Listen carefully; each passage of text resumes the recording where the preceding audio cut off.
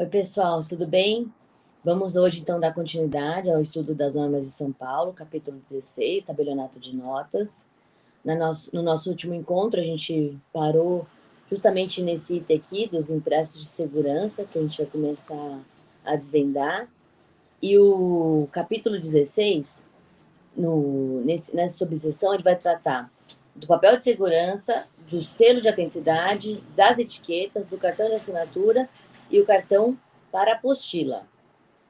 Item 20 vai dizer: papel de segurança para os atos lavrados pelo tabelião de notas nos livros notariais e a aplicação do selo de autenticidade para os atos de autenticação notarial, autenticação de cópias, reconhecimento de firmas e de chancelas, são obrigatórios e integram a forma dos atos notariais. Ou seja, se não tiver esse papel de segurança, se não tiver esse selo aposto nos atos de autenticação, esse ato não é válido, ele vai estar incompleto, ele não vai ter validade. Então, o papel e o selo são exigências para a validade dos atos notariais. E quando eu digo ato notarial de autenticação, como reconhecimento de firma e autenticação de um documento, né? Aqui no estado de São Paulo, a gente ainda coloca o selo físico. Então, existe um selo físico que vai nesses atos de autenticação de reconhecimento de firma. Diferente de outros estados que eu sei que é digital, mas assim, no livro de notas, o selo que a gente gera é digital, mas nos atos notariais de autenticação, como o reconhecimento de firma e a própria autenticação de cópias, vai um selo físico ainda. 21. A aplicação do selo de autenticidade em cópia autenticada será feita obrigatoriamente na mesma fase da reprodução. Então, se tem um documento para ser autenticado, o selo tem que ser aposto na mesma face. Ou seja, não pode ser no verso, não pode ser em outra folha, tem que ser obrigatoriamente na mesma face daquele documento, ou seja, naquele mesmo papel.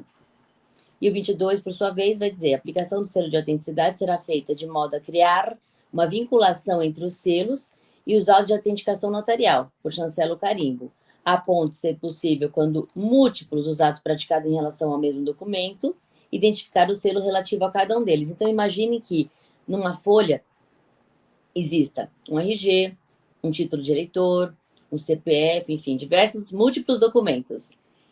Para que seja possível o destinatário daquele documento saber qual ato está sendo autenticado, qual ato foi autenticado para aquele tabelião, aquele selo tem que estar vinculado àquele documento. Então, no caso do RG, vai ser aposto próximo ali, em cima do RG, mas sem comprometer nenhum caractere, nenhuma informação, nenhum número. Então, vai ser colocado ali justamente para vincular aquele selo a aquele documento, para a pessoa que tiver receber esse documento tiver segurança, certeza de que a autenticação recaiu sobre aquele ato e não no outro. Vamos supor que nesse documento que tenham diversos documentos, como por exemplo RG, o título de eleitor, como eu citei, o CPF, a parte vai lá e quer reconhecer somente um deles. Então, neste caso, tem que ser aposto sobre esse documento para que não tenha erro, não gere dubiedade para aquele que recebe o documento, tenha certeza que é aquele. Então, vai ter um vínculo entre o selo e o documento. E mais para frente, como a gente vai ver nas normas, se for este o caso, aí o que as normas falam? Tem que tirar esses outros documentos, né, para ficar só o documento que foi autenticado, para dar mais segurança ainda, tá? Então, nesse exemplo que eu dei, a gente teria que recortar, destacar só esse documento que foi autenticado para deixar o selo vinculado a ele, e os outros seriam inutilizados ou descartados, enfim. 23. A rúbrica ou assinatura do tabelião de notas, escrevente que verificou a regularidade do ato notarial, deverá ser posta no documento de forma a integrar este com selo ou carimbo, sem impedir a leitura da série e do número do selo e a identificação do praticante do ato. Como eu citei aqui, nosso selo é físico nos atos notariais de autenticação. Então, esse selo ele tem que ser aplicado desde que não impeça a leitura, porque nesse selo vai ter o número de a leitura da série e o número do selo. Então, quando for pôr o carimbo e a assinatura, essas informações têm que estar visíveis. Não pode, de nenhuma forma, comprometer essa leitura. 24. É obrigatória a utilização de cartão de assinatura padronizado para reconhecimento de firma. Parece algo singelo, algo simples, mas é obrigatório para a gente poder reconhecer a firma de qualquer pessoa que, primeiro, se abra o cartão de assinatura. Tem pessoas que querem que reconheça a firma de uma pessoa que não tem firma ali, ou seja, não tem o cartão depositado. Não é possível. Primeiro, abre-se o cartão de assinatura, você tem que ter essas informações ali preenchidas para depois você fazer qualquer tipo de reconhecimento, seja por autenticidade, seja por semelhança. Então, o cartão de assinatura padronizado é obrigatório para fazer qualquer reconhecimento de firma dentro da serventia. 25. Os tabeliões de notas, individualmente, abrirão cartão de assinaturas com a finalidade de apostilamento, no qual, além das informações padrão, consignarão a exata natureza do cargo ou função pública exercida pelo signatário e anexarão um documento comprobatório da referida natureza. No caso do apostilamento, o que o tabelião realiza é a conferência do cargo que aquela pessoa ocupa, ou seja, qual é a natureza daquela função, o cargo público, e para isso ele tem que comprovar, quando for abrir o cartão de assinatura dessa pessoa, ele tem que comprovar o cargo e ter um comprovante de que ele exerce, de fato, essa função. Então, por exemplo, vai apostilar um diploma de uma universidade, e aí precisa fazer o apostilamento para levar esse documento para o exterior, para ele ter validade, precisa ter segurança na abertura desse cartão de assinatura dessa pessoa, que aquela pessoa que assinou aquele documento, aquele diploma, ele é o diretor ou ele é o reitor, e ele vai declarar isso, a função que ele exerce, e comprovar essa função. Isso é um dos requisitos para o cartão de assinatura para fins de apostila diária, tá bom? Apostilamento. Então, são 2 requisitos. Tem que ter a natureza do cargo, da função, e um documento comprobatório de que essa pessoa que está ali abrindo esse cartão exerce essa função. 26. A etiqueta deverá ser elaborada em papel confeccionado com ranhuras ou microcortes que, se tentada a sua remoção, provoquem o seu rompimento. Então, com relação à etiqueta, tem que ser uma etiqueta que seja impossível a sua retirada para que ela seja reutilizada. Então, uma vez que a pessoa tentou retirar aquela etiqueta, ela tem que se destruir, ela não pode ser de nenhuma forma reaproveitada. Então, essa que é o requisito com relação à etiqueta, que não seja possível ser reutilizado. Ou seja, se a pessoa adulterar ou retirar, vai ter que fazer um novo reconhecimento, uma nova etiqueta, e não poder aproveitar aquela, para que não haja nenhuma adulteração. 26.1. Para impedir a remoção posterior da etiqueta, deverá ser utilizada na sua aplicação cola em quantidade suficiente.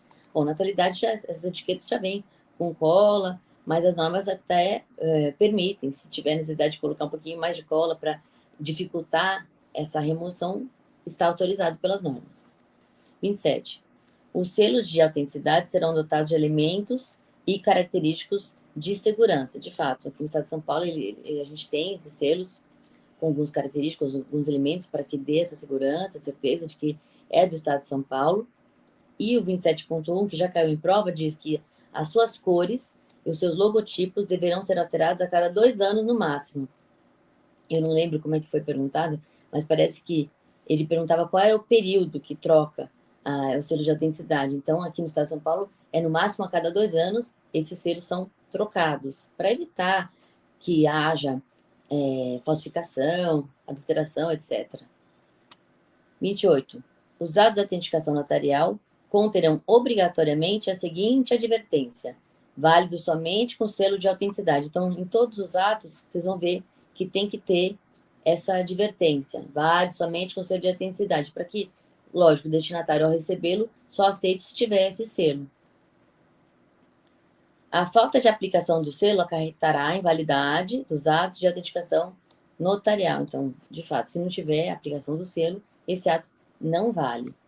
A subseção 2, que vai falar da contratação de fornecedores, eu acho que não tem grandes probabilidades de cair, mas eu vou dar uma resumida para vocês. Aqui no estado de São Paulo, o responsável pela contratação desses fornecedores é o Colégio Notarial do Brasil, Seção São Paulo, CNB-SP. E ele é responsável por contratar os selos para atos de autenticação notarial, os livros formados por folhas de papel de segurança, das folhas de traslado, certidões de sinal público, das fichas padrão de assinaturas, das etiquetas adesivas utilizadas nos termos de comparecimento do reconhecimento de firmas por autenticidade. Então, o CNB que vai fazer esse tipo de contratação. E o requisito é segurança e idoneidade. É isso que eles vai verificar com relação às pessoas jurídicas especializadas para esse fornecimento. E a escolha é submetida à homologação da Corregedoria Geral da Justiça, apenas para a verificação dos requisitos acima assinalados. Então, segurança e idoneidade, é isso que a Corregedoria Geral da Justiça vai verificar quando for feita a homologação. Não é ela que vai escolher a pessoa jurídica. E lembre-se, é a Corregedoria Geral da Justiça porque ela vale para todo o Estado. Então,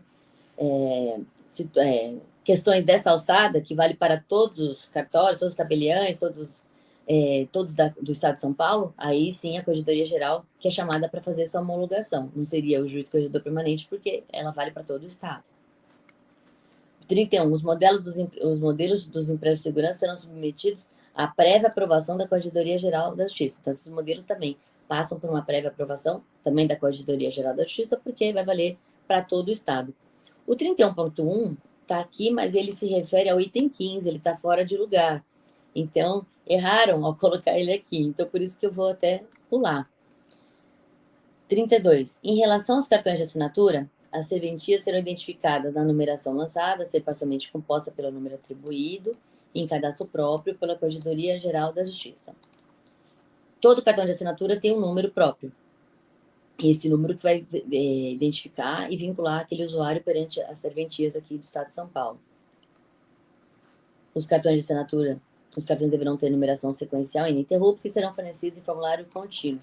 Cada cartão vai ter, portanto, um número, e essa numeração ela é contínua, ela não se interrompe, ela vai seguindo. Aí ele fala que para receber os impressos, os tabeliães têm que se cadastrar perante os fabricantes e comunicar ao CNBSP. Então, quem vai receber tem que ser os tabeliães de notas ou os registradores civis com atribuições notariais. E sobre isso é interessante pontuar que aqui no Estado de São Paulo, o RCPN ele tem função notarial com relação à autenticação de cópias e também com relação ao reconhecimento de firmas. Ele pode fazer esses dois serviços notariais e também praticar atos de procuração, exceto se for em causa própria. Então, para procuração em geral, os registradores civis também estão habilitados a praticar esse serviço e autenticação e reconhecimento de firma, porque já havia previsão na legislação estadual a respeito disso. Agora, existem também RCPNs que cumulam o notas, que são serviços distritais. Né? Nessa questão, aí eles estão habilitados a praticar qualquer atos notariais, ou seja, pode praticar escritura pública, testamento, procuração, todos os atos notariais, enfim, porque ele cumula notas e registro civil, certo? E o registro civil tem essas atribuições também acrescidas, não só o registro civil puro, mas ele também pratica com alguns atos notariais. Então, por isso que é relevante ter essa indicação perante ao fabricante quem que pode receber esses empréstimos de seguranças. Agora, essas designações, elas são comunicadas pela Corregedoria Geral, ao CNBSP, quando tiver serviço vago, e também à ARPEM, com relação aos registradores civis, porque eles têm essas atribuições. E só lembrar aqui que há um controle da Corregedoria Geral mensalmente, que tem que informar, os fabricantes têm que informar mensalmente a Corregedoria Geral, uma lista completa de todas as entregas que foram realizadas a cada uma das serventias. E eu acho que o mais importante daqui é que o 36, que fala, é vedado o repasse de empréstimo de segurança de uma serventia para outra. Então, pode pensar assim, acabou o selo de uma serventia, aí ele vai pedir para o vizinho. Não pode repassar. O selo é único e exclusivo daquela serventia e não pode ver essa troca, tá bom?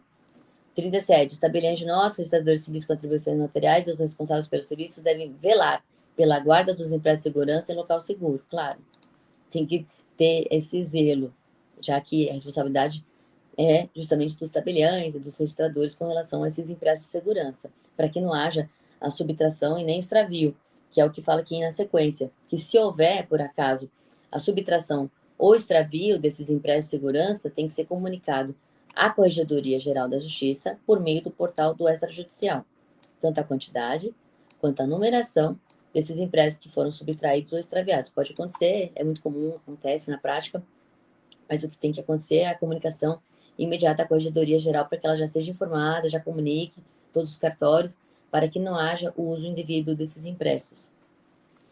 39. Sempre que substituídos os modelos dos empréstimos de segurança, então, veja que é sempre, os tabeliões de notas, os registradores civis com atribuições notariais e os responsávees pelo serviço deverão inutilizar, por fragmentação, os remanescentes guardados consigam informar em seguida a Corregedoria Geral da Justiça a quantidade e a respectiva numeração daqueles destruídos. Então, sempre que tiver essa substituição desses modelos, que a gente já viu que ocorre a cada 2 anos, se ainda tiver remanescente, eles têm que destruir, vai fragmentar, utilizar para fragmentação, e depois vai comunicar à corregedoria. E depois, olha que interessante, eles deverão ser enviados para reciclagem. Tá? Os tabeliões de notas, os registradores civis com atribuições notariais, os responsáveis pelos serviços efetuarão um controle diário. Esse controle de selos, ele é diário, da utilização desses selos, com o registro da série, então vai registrar a série que está sendo utilizada, o número inicial e o número final. Para quê? Para saber, no final do dia, quantos selos foram utilizados ou que foram inutilizados, no caso de ter algum selo que, ao ser utilizado, ele rasgou, teve algum problema, também tem que informar que foi inutilizado, ou seja, não foi usado para nenhum ato. Tanto é assim que qualquer pessoa, quando for receber um documento, ela pode verificar se aquele selo de fato era daquela serventia, se ele foi informado no portal, se corresponde ao do Estado de São Paulo, para dar maior segurança. Os tabeliões de notas, os registradores civis com atribuições notariais, os responsáveis pelo serviço, têm a faculdade de confeccionar e utilizar séries e padrões diferenciados de selos múltiplos que respondam a mais de um ato. Ou seja, se vier, no caso, um serviço que tenha que praticar múltiplos atos, a gente tem tanto o selo de reconhecimento de firma que dá ensejo a 2 assinaturas, quanto para uma. Então, a gente tem a faculdade de escolher qual selo que vai ser utilizado. E, claro, a gente também tem o selo com valor econômico, aqueles atos que envolvem alguma transação que denota um valor, como, por exemplo, uma compra e venda, uma compra de veículo, uma doação, uma transação, uma confissão de dívida. Esses atos que têm valor econômico têm que usar o selo com valor econômico, no caso de ter feito por semelhança. E sem valor, por exemplo, um ato declaratório, a pessoa está declarando alguma situação ali, ou está dando uma autorização para a pessoa retirar algum documento, ou um medicamento. Então, esses atos que não denotam nenhum valor econômico, aí a gente utiliza o selo sem valor econômico. Agora, se forem múltiplos, tem a faculdade de usar um selo duplo ou um selo só. Então, pessoal, continuando aqui, seção 4 vai falar da lavratura dos atos notariais. E as disposições gerais vai dizer o que o tabelião tem que fazer antes da lavratura de quaisquer atos. E no item A ele vai dizer verificar se as partes e os demais interessados acham-se munidos dos documentos necessários de identificação nos respectivos originais, em especial cédula de identidade ou equivalente. Notem que as normas são expressas, no sentido de que tem que ser sempre o original. Não há previsão de qualquer pessoa se identificar com uma cópia autenticada. Isso não seria possível, até porque seria muito fácil de cometer fraudes. Então, no âmbito da serventia, o tabelião sempre vai exigir o original para ter certeza e segurança de que aquela pessoa que se apresenta é de fato a de que ele trata e aquela que porta aquele documento é de fato aquela pessoa que está ali presente. Logo, tem que ser o original, guardem isso. Documento de identidade sempre no original. O equivalente seria no caso de algum tratado que o Brasil seja parte, que admite a aceitação de algum documento estrangeiro. Com relação à América Latina, tem um tratado que permite que o Brasil aceite documentos expedidos pela Argentina, pelo Uruguai, Paraguai, Chile. Então, esses documentos também podem ser aceitos para identificação do estrangeiro. Além disso, aqui no Brasil também tem o RNM, dos estrangeiros que estão aqui no Brasil de maneira legal, migratória, e outros documentos que equivalem à identificação do RG, certo? Então, gravem isso. Tem o CPF ou CNPJ, se for uma pessoa jurídica, e, se for o caso, certidão de casamento ou documento comprobatório de união estável, se houver. Ou seja, se a pessoa for casada, ela apresenta a certidão de casamento para comprovar o estado civil dela, ou se ela for solteira, ela se declara solteira, ou apresenta a certidão de nascimento para comprovar, ou declara que não tem união estável, enfim, ou que tem, assim vai. B. Exigir no tocante às pessoas jurídicas participantes dos atos notariais cópias de seus atos constitutivos. Então, no caso de pessoas jurídicas, a gente exige uma cópia do ato constitutivo, de eventuais alterações contratuais ou da respectiva consolidação societária, acompanhadas, conforme o caso, de certidão do registro de títulos e documento e civil de pessoas jurídicas, cujo prazo não poderá ser superior a 1 ano, ou por ficha cadastral da junta comercial, a ser obtida via internet, cujo prazo de emissão não poderá ser superior a 90 dias. Então, gravem isso. Se a gente estiver diante de uma sociedade simples, registrada na RCPJ, o prazo de emissão desses atos não pode ser superior a 1 ano.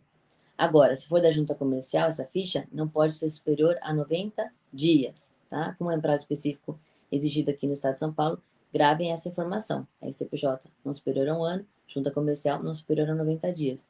E C, conferir as procurações para verificar se obedece à forma exigida, se contém poderes de representação para a prática do ato notarial e se as qualificações das partes coincidem com as do ato a ser lavrado, observando o devido sinal público e o prazo de validade da certidão, que não poderá exceder a 90 dias.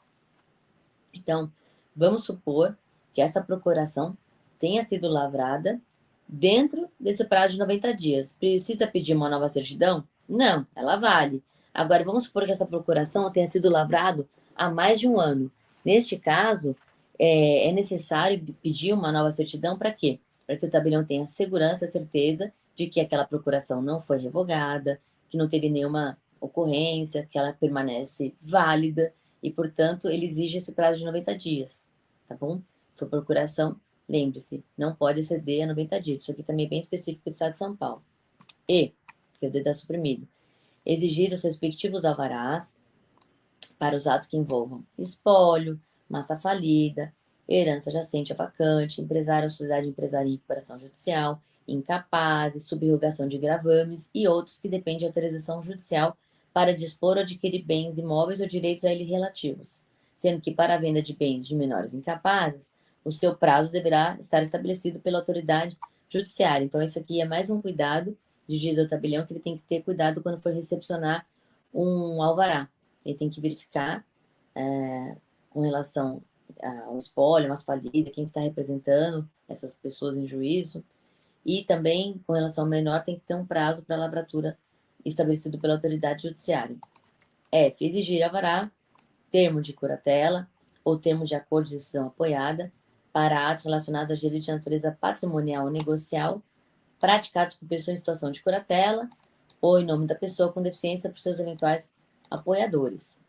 Então, isso aqui também pode ser verificado pelo tabelião, se estiver diante dessa situação, o alvará, ou então até o termo de decisão apoiada. Embora não seja obrigatório, pode ser exigido por a outra parte, e assim o tabelião vai verificar.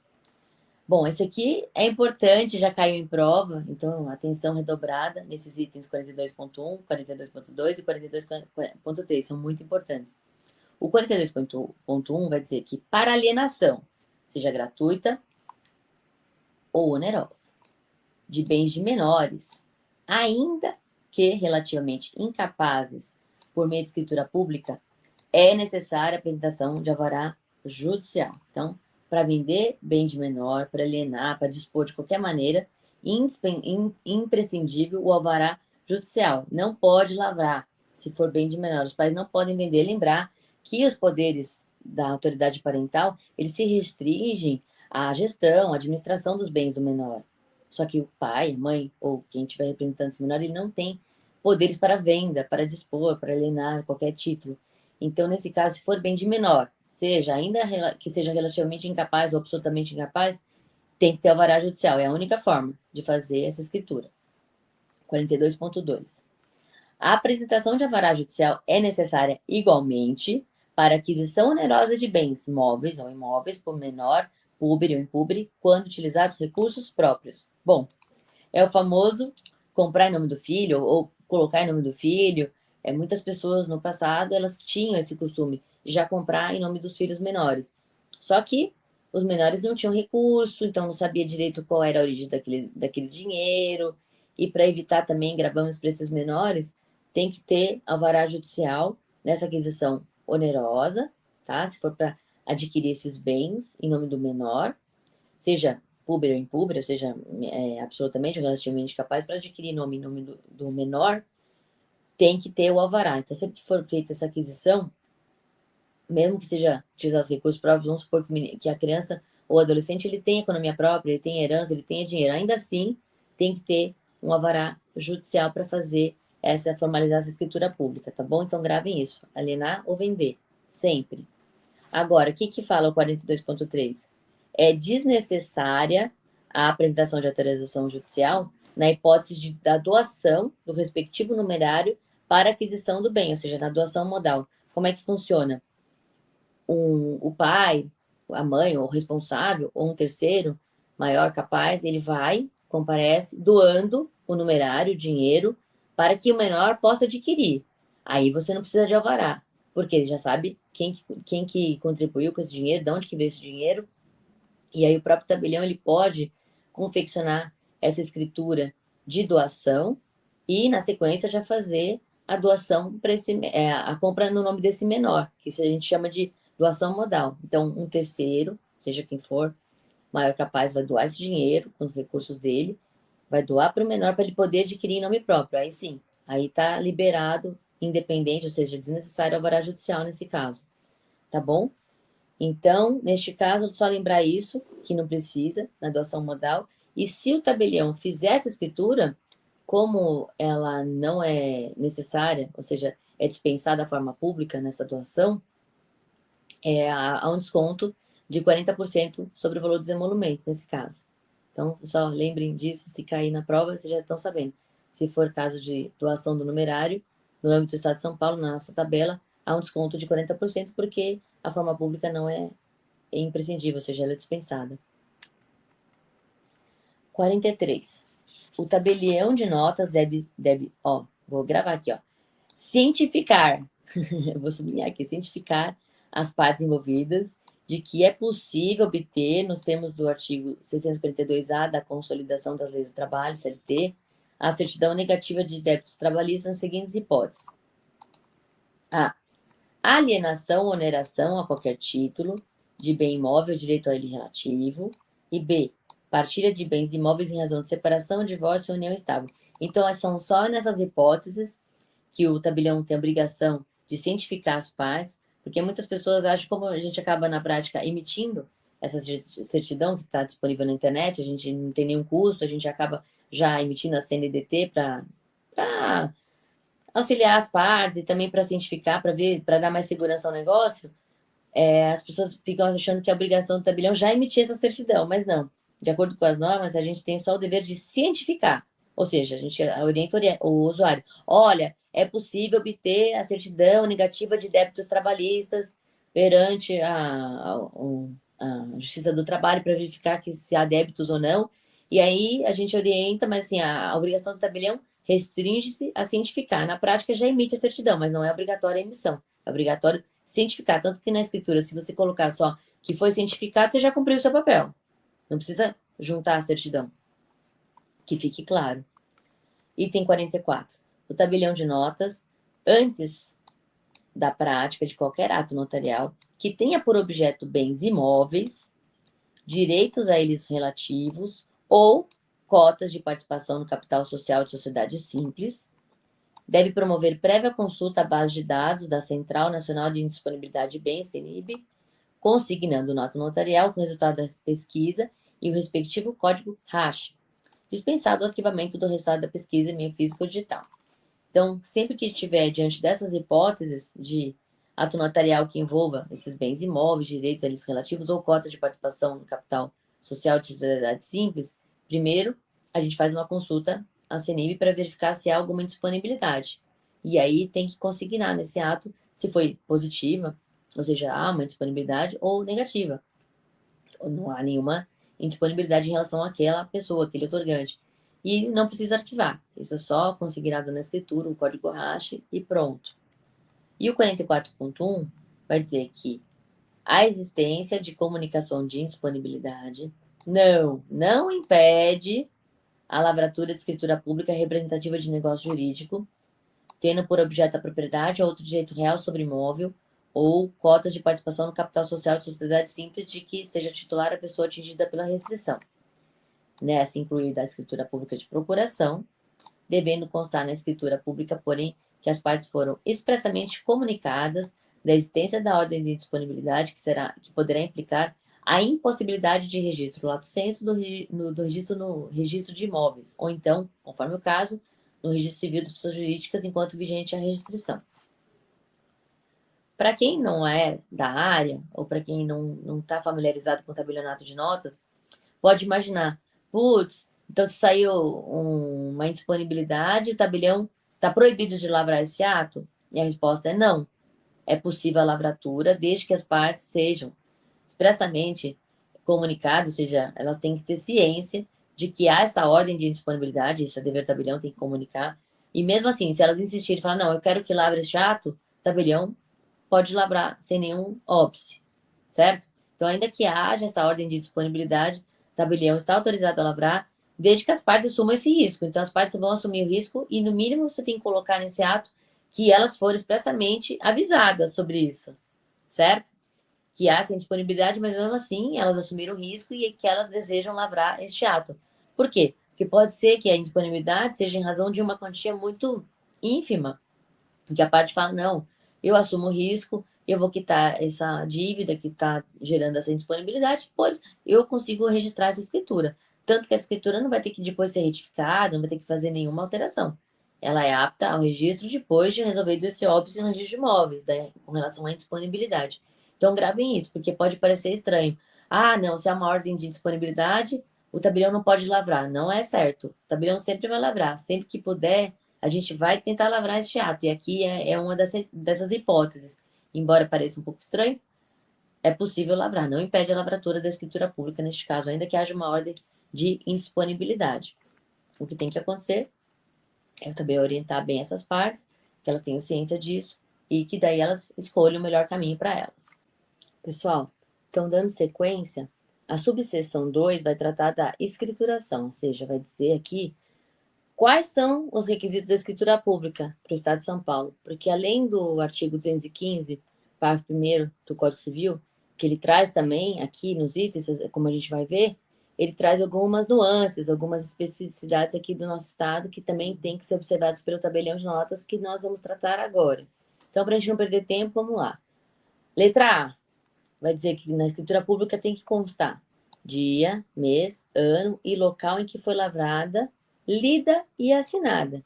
Se vocês pegarem o 215 do Código Civil, vocês vão ver que lá vai falar no inciso 1, data e local da realização, porque lá não prevê que possa ser feito em dias separados. Então, aqui, o dia que foi lavrado, o dia que foi lida e o dia que foi assinada. Como a gente vai ver depois, mais para frente, a gente vai ver que essa escritura ela pode ser lavrada, lida numa data por uma das partes, e outra parte ler depois e assinar em outro momento, que é uma exceção ao princípio da unicidade do ato notarial. Mas, vamos seguir aqui as normas. As normas pedem que seja colocado dia, mês, ano, ou seja, não só a data, mas dia, mês, ano, e o local em que foi lavrada, lida e assinada. Lembrando que esse local pode ser diferente dependendo da situação, se foi em diligência, ou se teve essa questão de ter sido assinado pelas partes em dias diferentes, em locais diferentes. O inciso 2 do artigo 215, parágrafo 1º do Código Civil, ele foi pulado aqui, mas seria o reconhecimento da identidade e capacidade das partes e de quantos hajam comparecido ao ato por si, como representantes, como intervenientes ou testemunhas. Então, nesse caso, as normas não tratam essa questão, mas o 215 fala, só para fazer essa menção. A letra B, ela vai começar igualzinho o inciso 3 do artigo 215, parágrafo 1º. Você vai falar que tem que constar o nome, a nacionalidade, o estado civil, a profissão, até aí tudo igual. E aí ela vai acrescentar número do registro de identidade, RG, né? Com menção ao órgão público expedidor, ou seja, pode ser RG, pode ser CNH, um documento de identidade, e a menção ao órgão expedidor para saber se for um RG, se é do Estado de São Paulo, se é do Estado da Bahia, de qual estado que ele foi expedido para vincular aquele documento. Não adianta nada ter o número de RG e não saber qual foi o órgão expedidor, qual é a que estado ele se reporta. Ou documento equivalente, como a gente já viu, número de inscrição CPF ou CNPJ, isso tudo não está no Código Civil, está só nas normas. E aqui volta, igual está no Código Civil, domicílio e residência das partes e dos demais comparecentes, com a indicação, quando necessário, do regime de bens do casamento, nome do outro cônjuge e filiação. Isso aqui está igual Código Civil. E aqui muda. E expressa a referência à eventual representação por procurador. Isso aqui é o que as normas acrescem.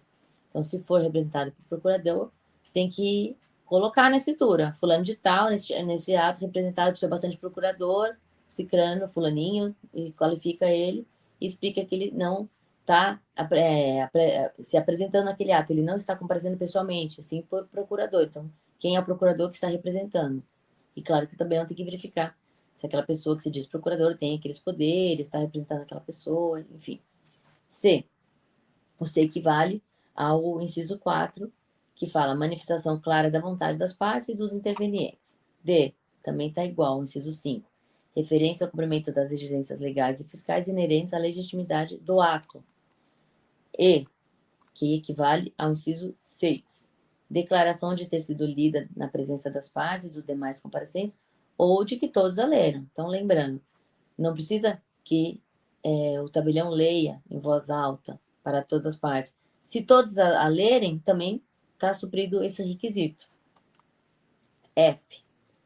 Assinatura das partes e dos demais comparecentes, ou, aí ele faz uma emenda, ele pega o inciso 7 e emenda com o parágrafo 2º, ou, caso não possam ou não saibam escrever, de outras pessoas capazes, que assinarão a rogo e no lugar daqueles cujas impressões digitais, no entanto, deverão ser colhidas mediante emprego de coletores de impressões digitais, vedada a utilização de tinta para carimbo.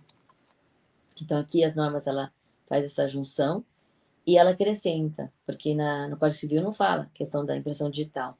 E aqui nas normas elas são expressas no sentido de que tem que colher a impressão digital daquele que não pode ou que não sabe assinar e tem que ser usado o emprego de coletor de impressão digital. Então não pode usar tinta carimbo, como era feito antigamente. Pegavam a própria tinta do carimbo, punham o dedão da pessoa e colhiam a digital. Como esse sistema é falho, na atualidade o que prevalece é que tem que ser feito por um coletor, para preservar e ter certeza de que aquela impressão digital é daquela pessoa que está ali qualificada na escritura. G vai dizer assinatura do tabelião de notas, o seu substituto legal, que também está no inciso 8.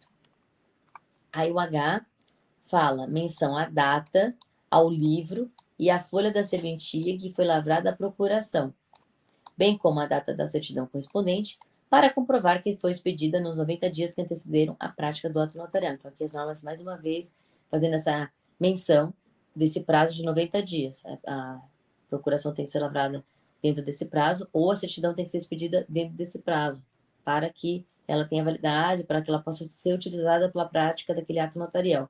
E tem que colocar a data que foi lavrada, o livro e a folha, ou seja, qual o cartório que lavrou essa procuração. Nem sempre vai ser aquele que está lavrando a escritura, então tem que ter essa menção para poder se identificar essa procuração.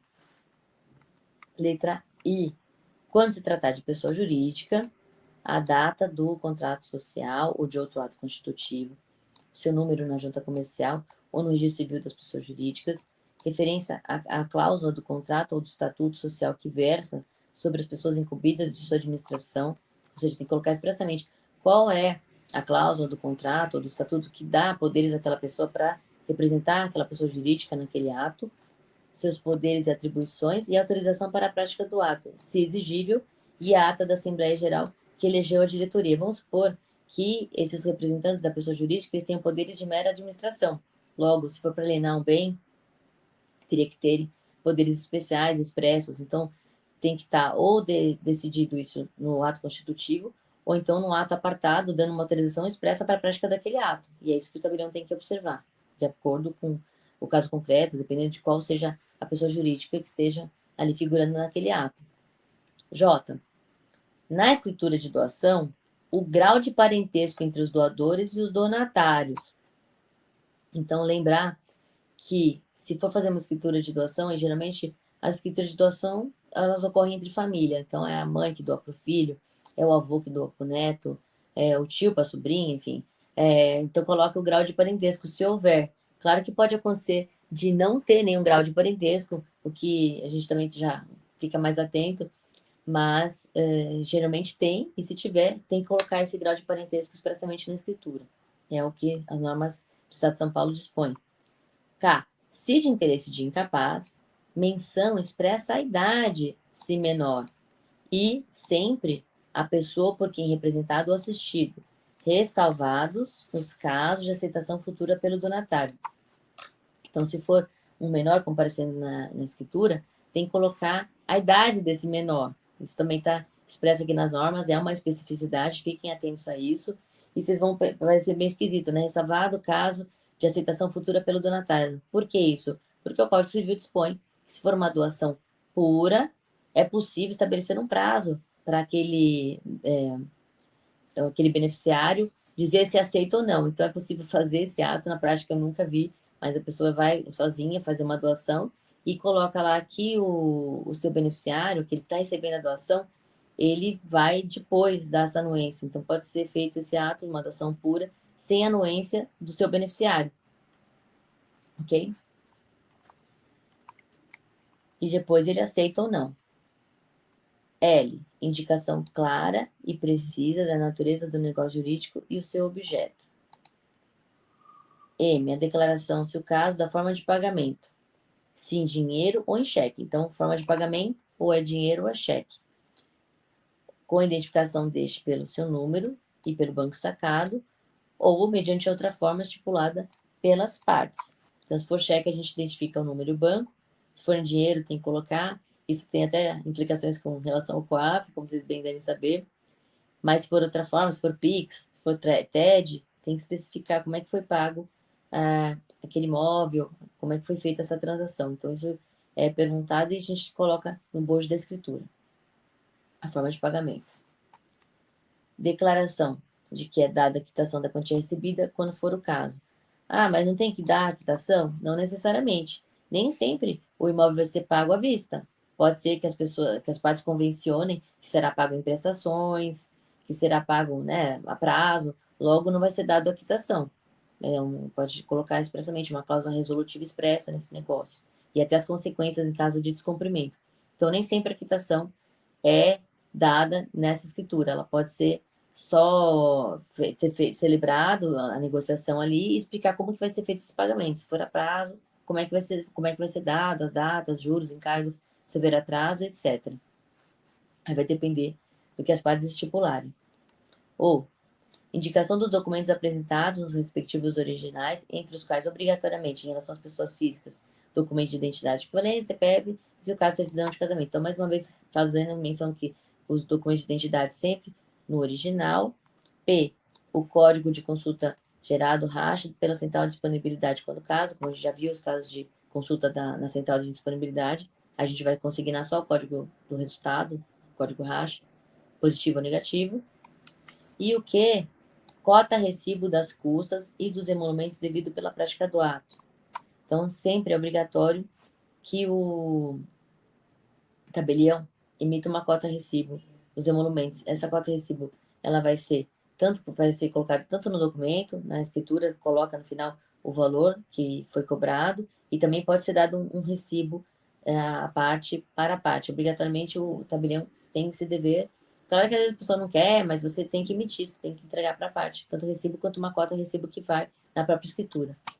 Termo de encerramento, finalizando aquela escritura, e a referência quando caso, do cumprimento ao item 43. Em vez das normas colocarem o que se refere, ele faz essa remissão ao item 43. Mas para ficar fácil para vocês, item 43, ela trata da possibilidade de se obter a certidão de débitos trabalhistas, que a gente já falou, a CNDT. Então, é isso que tem que constar, essa cientificação dessa possibilidade de obter essa certidão, ou simplesmente que a parte quer juntar essa certidão no ato. Alusão à emissão da DOI, quando for o caso, né? E menção aos documentos apresentados e seu arquivamento. Aqui no Estado de São Paulo, como vocês já leram nas normas, tem alguns documentos que são obrigatórios, e nesse caso o tabelião tem que fazer uma menção na escritura aonde que foi arquivado. Ah, tá na pasta número tal, a folha tal. Para quê? Porque numa fiscalização, ou então quando as partes quiserem questionar esse ato, ou pedir algum documento que está ali arquivado, ele saiba prontamente como localizá-lo. Eu vou encerrar o nosso encontro por aqui, e na próxima aula a gente continua a partir do item 46, para ela não ficar muito extensa.